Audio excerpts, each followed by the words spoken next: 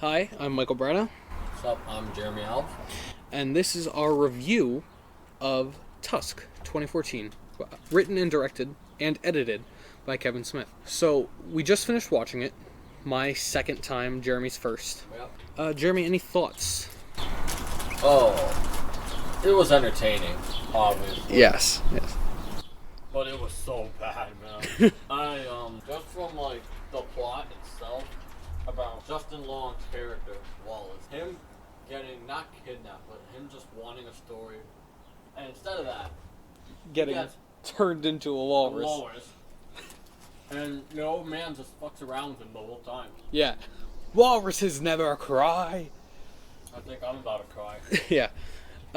If you want to watch this movie, it's on Netflix, Fandango, Apple TV, Vudu, or Prime Video. At this time. Yes, at this time. We just finished recording our commentary track, so that should be up either directly after this or, who knows. But, close to this release. So the movie is an hour and 42 minutes long. It's rated R, and it's a comedy/drama/body horror from the mind of Kevin Smith. Born and raised New Jerseyan, Wow. just like us. Just like us. Yep.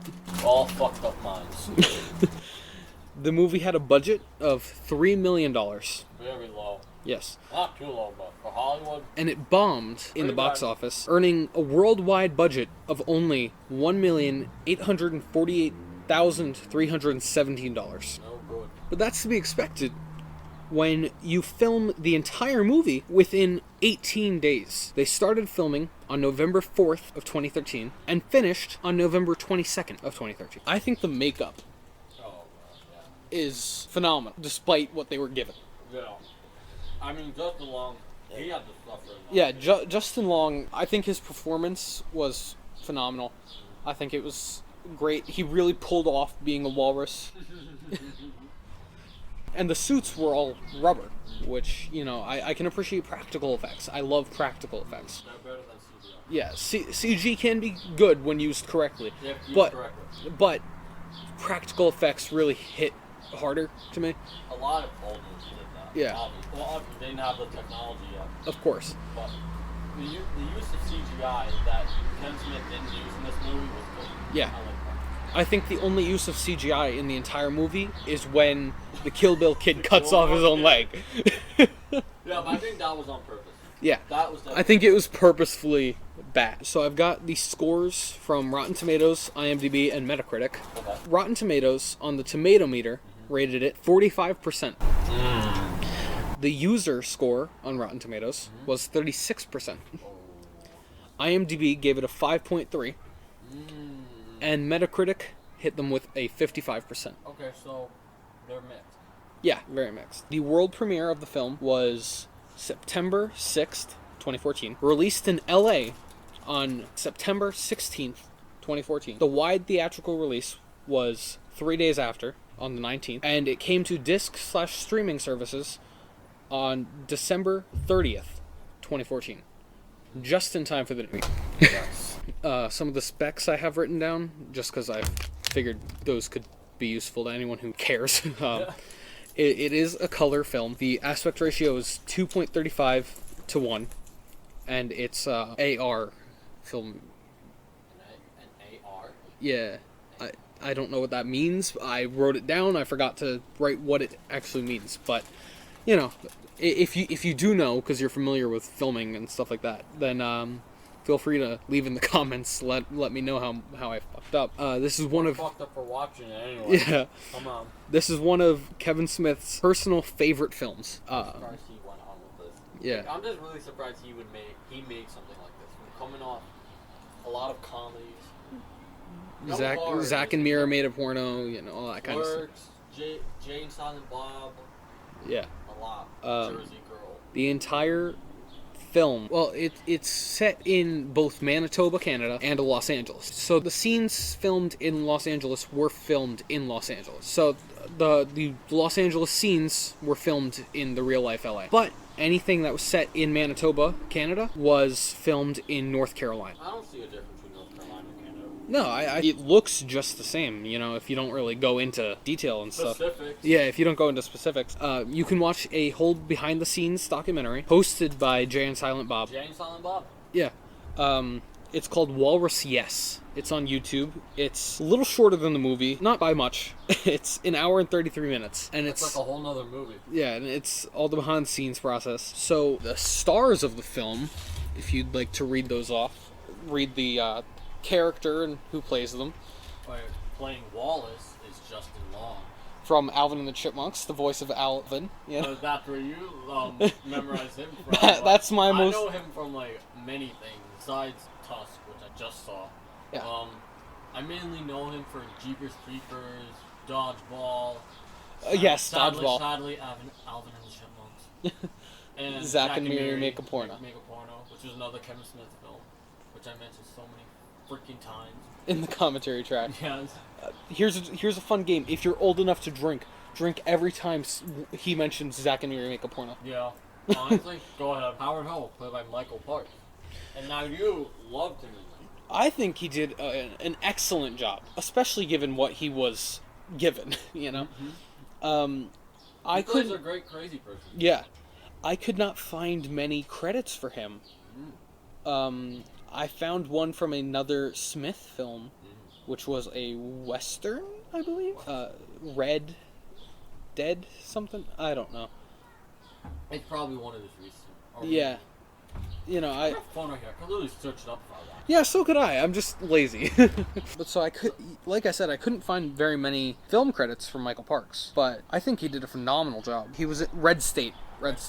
Yeah. He was also in Kill Bill. He was in Kill Bill? Yes.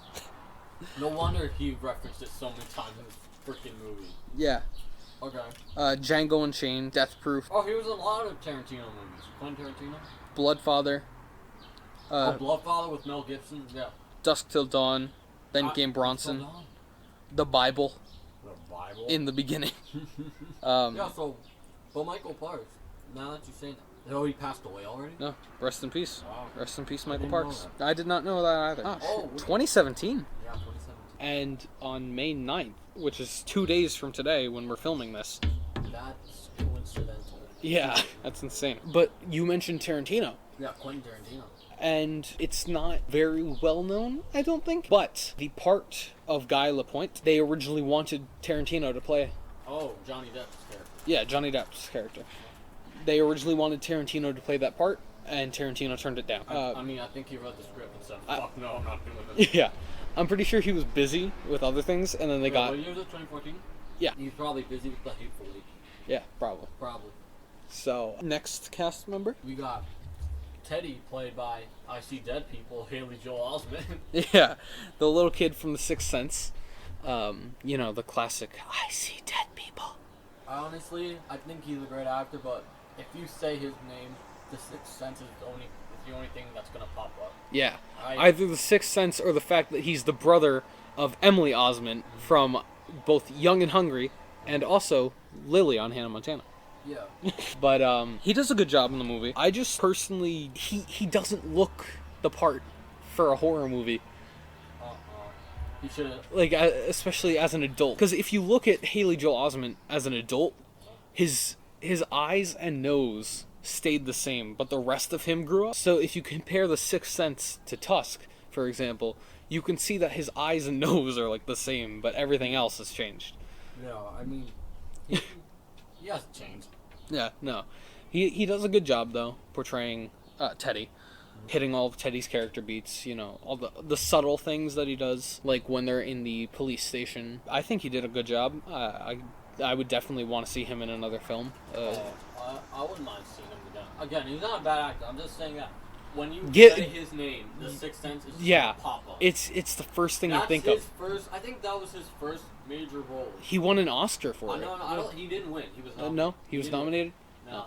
I don't blame him for nominating him. He did great as a kid. Yeah, kid actors. I think he was the youngest. I don't know for sure, but I think he is the youngest actor today to be nominated for the Academy Award. I think kid actors, when they can do something as well as Haley Joel Osment did, I think they're some of the best actors in the business, because it's impossible to get kids to behave if you're a parent or an older sibling, you'd know that. But so, do we want to hit our next character? Sure. Allie, played by Genesis Rodriguez. Yes, Allie. She is a fantastic character who does show off her body. You know, so if you're not comfortable with that, that's something to know. But at the same time, she was given the option not to, and chose to do so because she was comfortable with herself, which, major props to her. I can respect that so much. And if you listen to her voice, and she sounds familiar, if you've ever seen Big Hero 6, either the movie or the TV show, she voices Honey Lemon, who I did not know until recently is supposed to be Latina, despite looking like such a basic white girl. And I was searching her up right now. She was also in The Last Stand in 2013 with Arnold Schwarzenegger. Nice. Which I think that was Arnold Schwarzenegger's comeback. I think that was his comeback movie after he went, I think he went governor or something. Yeah, he was the governor of California. Yeah, that was his comeback. So. But not to get off track, but I'm just looking up movies. Yeah, I'm not familiar with her, but other than this, The Last Stand, and Big Hero 6, that's all I've seen of her. Yeah, me too. Other than The Last Stand. Big Hero 6, not really seen. Yeah. You know. But, and then, Guy, how do you say that? Guy Lapointe. Guy Lapointe. How he's credited in the film. It's not really Guy Lapointe. If you That's... guys don't know, it's Johnny Depp. Yes. So, if you're like me and you watch the film, the character's name is Guy Lapointe. And in the credits, he is mentioned as Guy Lapointe. But it is actually Johnny Depp. In case you guys didn't. Yes. And I know Mike didn't. Yeah, I didn't know that the first time I watched it. Which, you know, looking at it now, I'm embarrassed by that. But at the same time, I think it's just a stand to the test that he's such a good actor because I didn't recognize him. I think he pulled it off so well because I didn't know it was him. He pulled off anything well. Yes, but I think that's the ultimate credit as an actor, is when people, like, if you go under a different name, people don't know it's you. Yeah. I feel like that's an amazing feat to pull off as an actor. And he's such a well-known actor. Yeah. And I'm surprised why Kevin Smith wouldn't want to, but I guess it was Depp's decision to not put his credit at the end. And you'd think with such a big star, it would be all over the marketing. Yeah. But Guy Lapointe is, like, barely ever brought up in the marketing. Like, he's not on any of the posters. You know, he's not... I don't think he's in the trailer. Then again, I haven't seen the trailer, because why would I watch the trailer when I have the movie? But, I think Johnny Depp is just such a phenomenal actor. I love all of his roles that I've seen. You know, such as Edward Scissorhands, Sweeney Todd, the guy from Corpse Bride. Well, I know what you're talking about. Yeah, any Tim Burton film. Victor Van Doy. Yeah. From Corpse Bride. Any Tim Burton film. Oh, he's in a lot of Tim Burton. Yeah. Like you said, Edward Scissorhands, Ed Wood, which I have not seen yet, but I want to see that so bad. I think we should watch that. Ed Wood. Yeah. I would love to see that because it's one of I've heard it's one of Depp's best and one of Burton's best. So I really want to see that. Sleepy Hollow. I have not seen that. I've seen Sleepy Hollow. That's actually a good. Is that the one where he's a vampire? No. The one he's a vampire. That's Dark Shadows. Ah, yes, and they went in and digitally removed every time he blinked. Sleepy Hollow, we should see that one. That one's a pretty good one. Alright. Well, we'll keep that in the repertoire. Charlie and the Chocolate Factory? Yes, of course. Well, yeah. You know, the bad one. Yeah. Well, I didn't think that movie was bad. No, but compared to the original, it's okay, not... Yeah. You get what I'm saying. Depp played it weird enough. Yeah. I mean, you could tell Gene Wilder and Johnny Depp apart. Yes. Gene Wilder was more whimsical. Gene Wilder was Gene Wilder. Gene Wilder's being Gene Wilder. Yeah. And then Johnny Depp's he's not being Johnny Depp, he's being weird. Yeah. Which, we don't know Johnny Depp for being weird. We know him for being badass and sexy. Exactly. Alice in Wonderland remake. Yes, or Alice in Wonderland. Yeah, I call it a... Yeah, it's... But it's Disney, too. I think I'd say a reboot. Johnny Depp is just such a phenomenal actor. Pirates of the Caribbean, we forgot about Pirates of the Caribbean. Captain Jack Sparrow. Come on. Yes. And recently he entered the Harry Potter universe with Fantastic Beasts. Yes, he did. So he's in a lot of stuff. He's a very well accredited actor. Hell, one of his first roles was Nightmare on Elm Street 1. In case you didn't know that. I did not know he was in it. You did not know that. No, he was in the first Nightmare on Elm Street. He played the boyfriend of Nancy. Oh shit. He's so I'm not gonna say I'm straight. Yeah. He's such a good looking guy though. He is a good looking guy. Oh my god. Johnny Depp. So I go all on about Johnny Depp. I'm sorry. It's alright. Blow from 2001. I forgot he was in Blow. So the last guy we have written down is he played border agent. He was the border agent that Justin Long ran into when he was going to Canada. Played by Harley Morenstein. of Epic Mealtime fame. So I think that's an interesting cameo to have, but it worked. He was very good in the role. I enjoyed all his subtle little jokes, like Canadians, we're not nice, we're happy. I think that's the line. We're not nice, we're happy. We're hung like moose. And he was in more Kevin Smith movies too. Yes. And from what I just realized now, Tusk actually has The Party Hosers, right? Yoga Hosers. Oh, Yoga Hosers. That's what it's called. And it stars Johnny Depp and Kevin Smith's daughters. Yes. Both Tusk and Yoga Hosers starred their daughters. Yeah, it's a spin-off of Tusk. Yes. It's part of a trilogy that Kevin Smith wanted to make called the True North Trilogy, which is just basically 3 horror movies taking place in Canada. So it started with Tusk, next was Yoga Hosers, and it was supposed to end with Moose Jaws, which is Jaws, but with a moose. Which got canceled. Harley back for Yoga Hosers, and another Kevin Smith film called The Holidays. Oh, I love Holidays. But that's an anthology genre. Yes. Holidays is definitely one of my favorite anthology films. Not to get off track, but I think it's really good. Kevin Smith directed the Halloween segment of it, and it's phenomenal. I think that's a movie we'll watch as well. Yeah, Holidays. Anthology films I like, but the ones that are coming to my mind right now, probably Tales from the Crypt or Twilight Zone, probably. Things that come to my mind when I think anthology film. Or Trick or Treat. Yeah, Trick or Treat. Or Trick or Treat, Twilight Zone, fucking ABCs of Death. That's a good one. XX, which was just so bad. We'll definitely be watching that.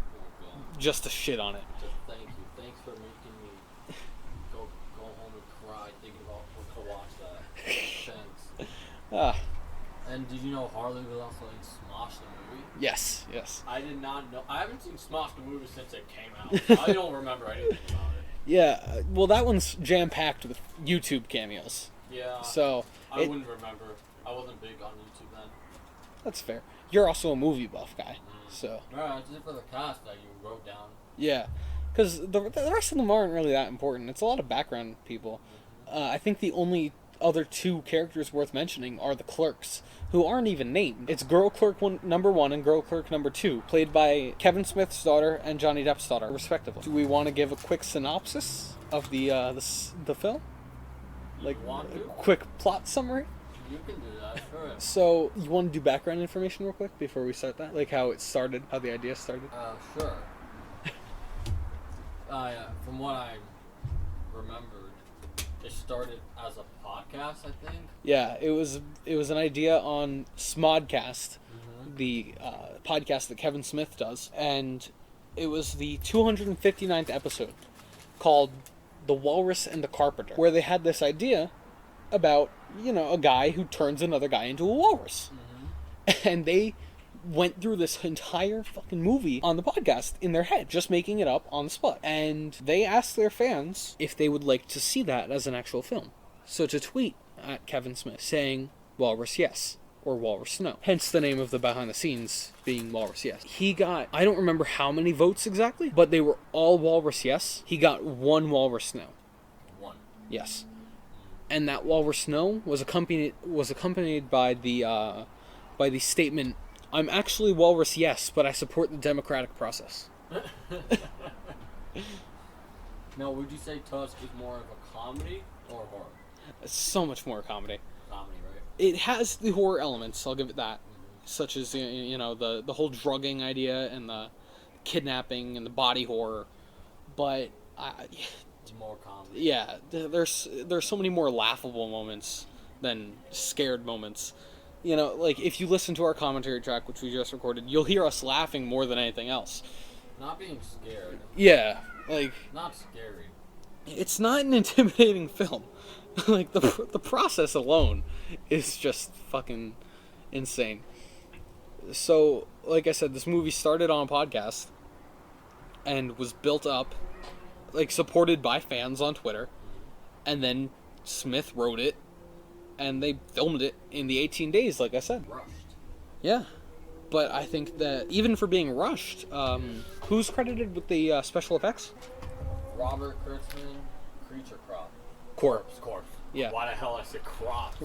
Robert Kurtzman, Creature Corps. I think they did a phenomenal job doing the walrus suits that quickly. Because, granted, the walruses were not on camera until, like, the last 2 days of filming, I think. It's said in Walrus, yes. But I think the fact that they got them done that quickly is just a testament to how fantastic work can be. I think that all the set design, the production design, all that kind of stuff. Especially the mansion. Yes, the mansion, beautiful. The Enclave was built in a week. In a week? I believe so. And the Enclave is where Wallace is tucked away, or should I say, tusked away. Oh my god. It's where he's hidden to be trained how to be a walrus. And on the first day of production, as the crew was building the Enclave, Kevin Smith went to take a picture of set design and fell through part of the floor in the Enclave. Oh my god. Yeah. Come on, Kevin, what are you doing now? He broke the set on the first day. He got too excited. Yeah. I think he got way too excited. So as for plot synopsis, the film opens on Wallace and Teddy doing their podcast. Kind of like this. They're called the Not See Party. Which, you know, if you say it quickly enough, it sounds like Nazi party. Giving so many fucking jokes later on in the film. But basically they review videos that people haven't seen before. Hence the term Not See Party. Because it's not been seen. So they watch a video from this kid from Canada who's a big fan of theirs, and he sends in a video called the Kill Bill Kid. So it's this, I gotta say, like 15-year-old fat kid. Maybe 12, 15. Somewhere around there. Either way, he died. Yeah. Well, so this kid is playing with a katana, you know, being the Kill Bill Kid, and he chops off his own leg. Now, this is the only use of CGI in the movie, and it's so fucking bad, but I think it's bad on purpose. Of course it is. Yeah, like I said, it's the only use of CGI in the film, and I'm a sucker for practical effects. But they watch this video, and they're laughing about this kid chopping off his own leg, you know? And so they decide that Wallace is going to go up to Canada to visit this kid and interview him for the podcast. And before Wallace leaves, he goes to his house with his girlfriend and is trying to have sex with her before he leaves. He's only going to be gone 3 days, but he wants to nut before he goes. Nut and go? Yeah, the come and go. Yeah. But she's like blueballing him, and she's like, "Why aren't you bringing me?" And he's like, "Well, you know, Teddy's weird about that kind of stuff. Like, and besides, I can't be my true, authentic self if you're there with me." And then it's exposed that he's actually been cheating on her, which is proven by a line said by him to Teddy, where he says, "I can't be myself when she's there, and I also can't get roadhead if she's there." So they finally finish doing the nasty. Yeah. And Wallace, Justin Long's character, goes to the border. He runs into Harley Morenstein, where he unintentionally insults him by saying he doesn't follow hockey. So then I think Kevin Smith's actually a big fan of hockey. Like maybe, yeah, I think so. I'm pretty sure. But so Harley Morenstein is like, "Listen, when you come to Canada, got your Canadoos and your Canadon'ts," which I think is one of my favorite scenes, just because of how fucking weird it is. that line. Yeah, and the lines that Harley delivers. I think Harley got some of the best lines, at least in the first act. And so he gets into Canada, he goes to this kid's house, the Kill Bill Kid, and he shows up. The kid killed himself. So the Kill Bill Kid ended his life. And Wallace shows up at his funeral. Not knowing it's his funeral. Yeah, not knowing until his family turns around the wheelchair with his picture in. Now, Wallace's reaction is, motherfucker. He does not care that the kid is dead. His concern is that he now does not have content for his podcast. When you think about it, he could have done a podcast about him dying. Yeah. Or how he, why he killed himself. Yeah. Something like that. Something like that. But he's like, well, I can't interview this kid now because, he's dead. And so he's like, fuck, what am I supposed to do? I don't leave Canada for another 2 days, and if I leave early, it's going to cost me more. This fucking selfish kid, which he does say. He called him a selfish kid. Yeah.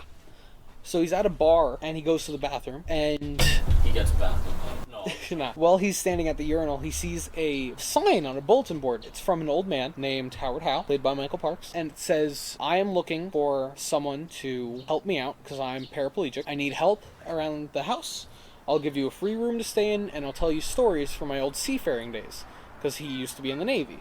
Things like that. Now, Wallace goes, fuck yeah, stories for my podcast. So he goes to a convenience store, and he meets the clerks, played by Johnny Depp and Smith's daughters, and gets the address. He heads on up to Howard Howe's house. He's in, like, the middle of nowhere. Now, he gets to the house, he goes inside, and I shit you not, for the second time, in less than 10 minutes, you watch Justin Long pee. That's great. Yeah. I love it. Not really, but it's funny to say that. Now, Howe he pours tea for Wallace, and says, so you were interested in my stories, but not a room, so what's up with that? And he goes, well, yeah, I'm going back to LA in like 2 days, but I need stuff for my podcast. What's a podcast? Yeah, well, Howard does not know what a podcast is. Either legitimately, or if he's just playing dumb, but one or the other, he doesn't know what a podcast is. So Wallace explains it to him, and he ends up saying the quote, always do drunk what you would do sober, right? I don't know the whole quote, but I know that's set up for it. It's like, always do drunk what you do sober, and you'll keep your mouth shut. I believe that's the quote. And Wallace is impressed. He's like, I know that one. That's Ernest Hemingway. Howard Howe says that he knew Ernest Hemingway back in his days in the military, or in the Navy. And Howard actually has some memorabilia all over his house. He's got the bottle of whiskey that he gave to Hemingway, as well as a walrus penis bone on his mantle. Now, if you're not familiar, walruses and some other animals, except man, have a bone in their dick to help prolong stimulation and stuff like that. But so Wallace is drinking his tea, he's playing with the dick. Oh my god. Playing with the dick bone, and Howe is telling him stories. Wallace knocks out, so obviously he's been drugged. You know, if you can't figure that out already, he was drugged. And he wakes up with the missing leg. Now, Howe tells him that he was bitten by a brown recluse spider, which, if you didn't know, is one of the 2 most deadliest spiders. But even then, I doubt that a recluse could take down a full-grown man like that and cause his leg to be amputated. But Howe says, because of the spider bite, we had to amputate your leg. The whole thing. Yeah, and the doctor took all the phones in the house. Therefore, you cannot call your family or friends. You are stuck here with me, suffer. And then he knocks out again. He wakes up later at the dinner table with Howard, paralyzed from the neck down, unable to move other than his head, obviously. And Wallace is told that Howe's plan is to turn him into a walrus. Mm-hmm. And Wallace is obviously very upset by this. Starts screaming. Howe reveals that he's not actually disabled. He gets up out of his chair, walks down this way too long of a table, and slaps Wallace in the face. And points at him. Yeah, and just points at him menacingly. So then Wallace is slapped and knocked out again, but then he wakes up, able to move, and he finds his phone due to his ringtone going off, and calls both Allie and Teddy, who both ignored his call, because they're sleeping together. You know, as if him cheating on his girlfriend was bad enough, she's cheating on him with his best friend. So, they both ignore his call, and the next morning they wake up to his voicemail, where he says, this crazy guy kidnapped me, he cut off my leg, saved me. And he had been whacked during the call. So next we get to see that Allie and Teddy are trying to make their way up to Canada, file missing persons report, and find Wallace, because they care about it. Which, remember the name of the podcast, is the Not See Party. When Allie tells the cops that a picture of Justin Long is up on Not See Party, they hang up on her. So they get to Canada, and they get to the detective, but the detective is reluctant at first. He's like, are you sure this isn't a joke? Like, you say you do comedy, is this part of your shit? And they go, no, he wouldn't take something that far. What are you, stupid? So he puts them in touch with Johnny Depp's character, Guy Lapointe, who has been investigating Howard Howe for years. Because this is not the first time Howard has kidnapped someone and turned them into a walrus. But back at the mansion, Howard is performing surgery on Wallace. Oh, God. Removed his other leg, is putting his arms together like little walrus flippers, and covering him in human skin, like other humans, covering him in human skin, making him a walrus suit, essentially. And then Wallace wakes up as a walrus. No tongue, he can't talk, so he's just stuck there screaming. And that's probably where the effects come in. Yeah, the suit comes in there, and it's gross, but awesome. And so Howard is now trying to train Wallace to be a walrus, because what Howard discussed while he was performing surgery was that when he was a child, his parents were killed in front of him. So he was sent to an orphan. But the government didn't care about anything except for money. So they combined both mental institutions and orphanages into the same building. And he was beaten, raped, used, And by age 15, he finally made his way out of Canada, joined the military, all this Ernest Hemingway stuff. His boat got blown up, and he was lost at sea, saved by a Walrus. Yep, he was saved by a walrus, who he named after the only teacher who ever treated him with respect, Mr. Tuskegee. So he calls the walrus Mr. Tusk. Now he's trying to survive, not doing much, you know. No food. He has no food, he has no warmth, anything like that. So he gives in, and he kills the walrus, and eats the walrus. But no sooner does he start eating the walrus, the Coast Guard shows up and saves his life. So he's never forgiven himself for killing the walrus that saved him, because he feels bad that that's how he repaid him and all that. So his reasoning on turning people into walruses is so that Mr. Tusk can finally have a fair fight for his life. Now, Guy, Allie, and Teddy are, looking for Wallace, and they track down where he is. By the time they get to him, Howard has put on his own walrus suit and was fighting Wallace to the death. And it's very funny. It's a very funny scene. Really funny. Yeah, and so they are fighting to the death. Wallace goes full walrus.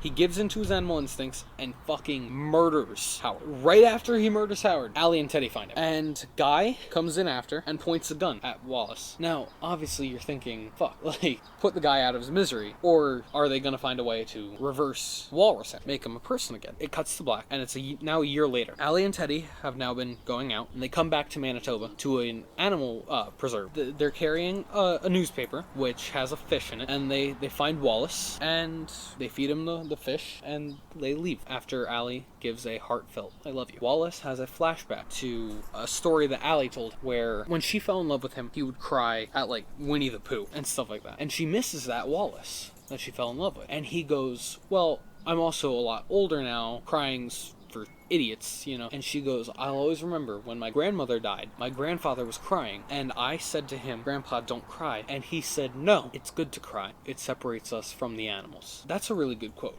I really enjoy that. Yeah. Then it cuts back to Walrus Wallace letting a tear run down his face, showing that even though he's gone full walrus, he has a shred of humanity left in him. Then the credits roll, and if you stick through the credits, like we did, there's a post-credit scene where Guy sits down on a rock in the middle of the forest with his gun, lets Allie and Teddy go ahead, and he just complains that he shouldn't have eaten so much. Yeah, basically. Yeah. And that's Tusk. And that's Tusk. So, now, would you like to go through the few jobs I have written down over there? Yeah, like cinematography, Music was by Christopher Drake.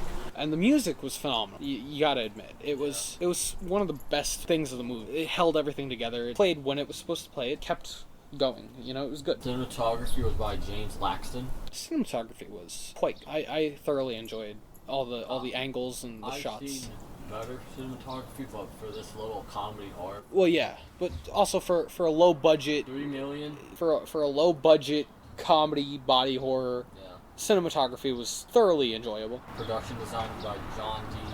Wiedschmer. Yeah, the production, you gotta admit, they did a lot of work. I like the mansion and where they put away Wallace. The Enclave, yeah. I think the set and all the filming locations, they were perfectly scouted out. Yeah. I think everything works. I love the little podcast office that they have. All the little background details in there too, like all the stuff written on the walls, like little details. Yeah, like Teddy, Wallace, Fart. All that stuff written on the walls. I love that. Art direction was by Michael Barton. The art, all the background art, I really appreciated. Set direction, Lucy Wilson. The sets were great. Yeah, the mansion. Yeah. The mansion, the Enclave, and the podcast room, they were all wonderful. I thoroughly enjoyed those sets. And then the costume design by Maya Lieberman. Maya Lieberman, yeah. I think she did a good job with the costumes. Yeah, I say the costume was the most bizarre but most eye-popping thing. Yes. I really appreciate that the entire time that... Even though it looks freaking ridiculous. Yeah. The entire time that Teddy is on screen, no matter what he's doing, he's wearing a Nazi party shirt. And it's always a different shirt. So I can truly appreciate that they went through the process of designing all these t-shirts for him. Yeah. It's subtle things like that always get me. So, what are your opinions on that kind of stuff? Because I know I was just giving mine, but... Yeah, I thought everything was at least average. Not the best. No, it obviously wasn't the best, not but... the worst ever. No. But then again, out of a budget of $3 million, that's quite impressive. Yes. That's really impressive. Especially the suits. I feel like the fact that they were pulled off. Again, big props to Robert Kurtzman's Creature Corps. I think they did a phenomenal job, especially with how little time they were given and what little money they had to work with. You know, I think that's really commendable, like, no matter where you stand on this movie. So overall, I think that cinematography, I'd give it like a B. What about you? Cinematography, probably B too. Set design, I'm gonna go with an A, because I think all the sets are just phenomenal. Yeah, A. Sound design was good. I enjoyed that. Sound design, I would probably give a C. Yeah, I'm thinking C, maybe C+. It could have used some work, but at the same time, it was good for what it was. Fucking Just the fucking costumes. I'm gonna give an A+. Especially the suits. Like, you gotta admit, that's, especially for an 18-day shoot. Like, that's very commendable. They did such a great job. It's impressive. Yeah, practical effects. Yeah, thank God they went with practical. Yeah, practical effects, they're really the best that you can do. CGI just, sometimes it works. Sometimes it works, sometimes it doesn't. Yeah. Most times it doesn't. Like, if you've ever seen Cabin in the Woods, they tried to do everything practically, Yeah. except for the stuff that they couldn't do practically. Exactly. Like giant snakes, you know. But those they did in CGI, and they turned out well. But all the practical stuff looks better. Acting. I think everyone did their part good, especially like what you said. Michael Parks did really good. Michael Parks was phenomenal. Johnny Depp was good. Johnny Depp was fantastic, especially considering I didn't even know it was him. I think that just shows that he's such a great actor. Yeah, and I give so much credit to Justin Long for being a fucking walrus. A walrus, and he was panicking so much. He played the part of a kidnapped man really well, and he played a walrus so fucking good as well. Yeah. So Justin Long did a phenomenal job. Yeah, I like Justin Long. I think overall in the acting, I'd give it like an A. Acting, B. A B? Yeah, B. Anything that really drug it down for you? As much as I love Haley Joel Osment, and even though Genesis Rodriguez didn't do anything bad, I really think they didn't like. The side plot kind of takes away from the movie a little. The flashback scenes intercut really throw off. Like, I don't really appreciate that. Like, I can if you set them up correct. You know, I don't have any movies coming to mind immediately where they set up flashbacks good, but, you know, I'm sure if I thought about it, I could point out some where they set up a flashback perfectly well, and then it works. But the intercut flashbacks with the things going on screen was kind of just meh. So I think all the flashback sequences I'd give like a D. Yeah. I don't really think that's something to grade on, but still, you know. Yeah.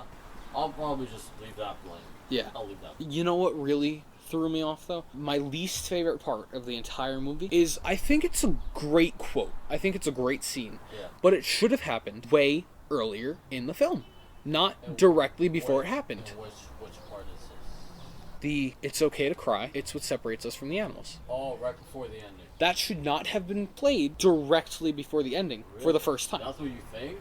Personally, I think it should have been mentioned when they were fucking earlier. Okay. Right? Yeah. I feel like that should have been mentioned earlier, and then brought back again. Oh, okay. So you're saying it could have been at the end too, but yeah, I think it works at the end. Before. I think it works at the end, but it should have been there before as well. I think overall, Tusk gets 4 walruses out of 5.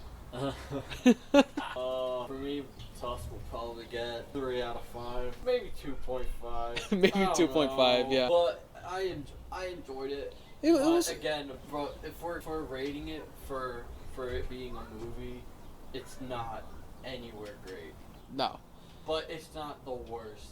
It's good if you want a quick laugh. Yes, it's bad. It's so bad. It's good.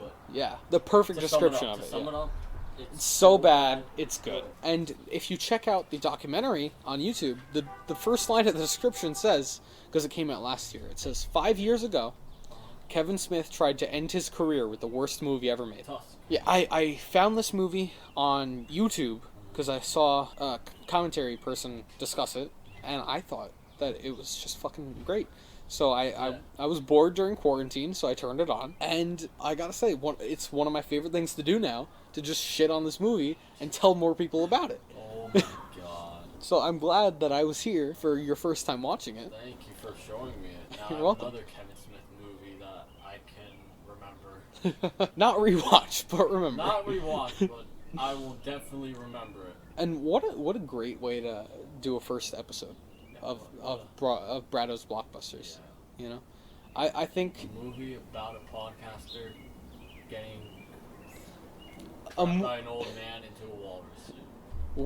we made a podcast about a movie that opens on a podcast that Yeah. started as a podcast. Exactly. Very meta. I think we did a good choice I think we did. with the first episode. So anything you want to say to wrap this up? And what else is there to say?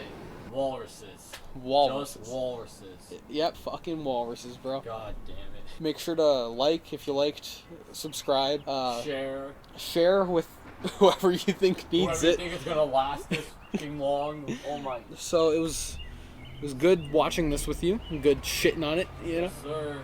Even Alright. though you made me watch another bad movie, Yeah. I guess I'm just gonna have to accept it Yep. and deal with it. Exactly. All right. What else can we do when a New Jersey director makes a bad movie? Kidnap people and turn them into walruses. Oh God, what are we gonna do? All right. Well, thank you for listening. Thanks. This has been Bradow's Blockbusters with Michael Bradow, And Jeremy out. signing off. Peace.